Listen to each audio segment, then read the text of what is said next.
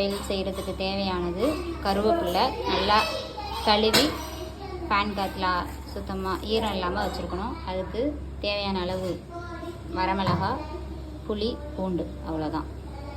இப்போ இது மாதிரி வெறும் வானலில் இந்த கருவேப்பிலையை போட்டு நல்லா முறுமுறுன்னு வறுக்கணும். இப்போ கருவேப்பிலையை பொன்னிறமாக வறுத்தாச்சு. அடுத்து புளியும் பூண்டையும் போட்டு அது கூடவே வரமிளகாய் காரத்துக்கு ஏற்ப போட்டு நல்லா டீப் ஃப்ரை பண்ணணும்.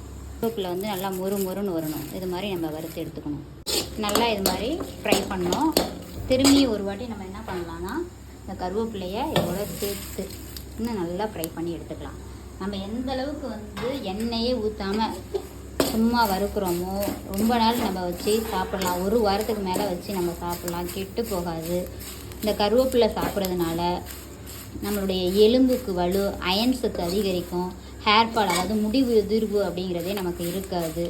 நம்ம மாதத்தில் ஒரு 2 வாட்டி இந்த மாதிரி இந்த கருவேப்பிலையை செஞ்சு நம்ம ஸ்டாக் பண்ணி வச்சு சாப்பிடும்போது உடம்புக்கு ரொம்ப நல்லது.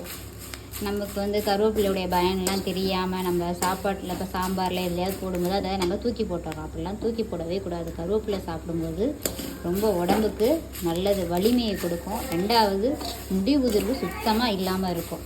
நம்ம சின்ன பிள்ளைங்களாம் இருக்குன்னா சின்ன வயசுலேருந்தே மாதத்துக்கு 2 வாட்டி இதை கொஞ்சம் கொஞ்சம் சாதத்தில் போட்டு சாப்பிட்லாம், இட்லி தோசைக்கு வச்சு சாப்பிட்லாம், பிள்ளைங்களுக்கு லஞ்ச் பாக்ஸ் கட்டி கொடுக்கலாம். அப்படி நம்ம செய்யும்போது பிள்ளைங்களுக்கெல்லாம் ரொம்ப சின்ன பிள்ளையிலேருந்து நம்ம சேர்க்கும்போது அந்த பிள்ளைங்களுடைய வளர்ச்சி நல்லாயிருக்கும். நம்ம வறுத்து வச்சுருக்கிறது எல்லாத்தையும் நம்ம இது மாதிரி மிக்சியில் போட தண்ணி ஊற்றி அரைச்சி எடுத்தாச்சு. இப்போ நல்லெண்ணெயில் தான் நம்ம என்ன பண்ணணும்னா இது பண்ணணும், தாளிக்கணும். இப்போ நல்லெண்ணெய் ஊற்றியாச்சு. இப்போ இதில் கடுகு போடணும். கடுகு, உளுந்தம்பருப்பு போட்டு தாளிக்கணும்.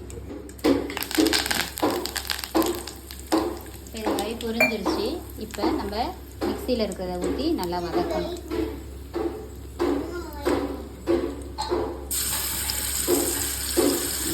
நிறைய நல்லெண்ணெய் சேர்க்கும்போது உடம்புக்கு குளுமையை தரும். 2வது ரொம்ப நாள் வச்சு நம்ம சாப்பிட்றதுக்கு கெட்டு போகாமல் இருக்கும். நல்லா எண்ணெய் மேலே பிரிஞ்சு வரணும். 2வது ஒரு 15 நிமிஷமாவது நல்லா நம்ம இந்த நிறம் மாறுற அளவுக்கு நல்லா துவையல் மாதிரி வணங்கிக்கிட்டே இருக்கணும். இப்போ கருவேப்பிலை துவையல் ரெடி ஆகிடுச்சு. நீங்கள் ஒரு வாட்டி இந்த மாதிரி செஞ்சு சாப்பிட்டு பாருங்கள். அப்புறம் அந்த டேஸ்ட்டு உங்களுக்கு ரொம்ப பிடிச்சிட்டு அடிக்கடி நீங்கள் செஞ்சு சாப்பிடுவீங்க.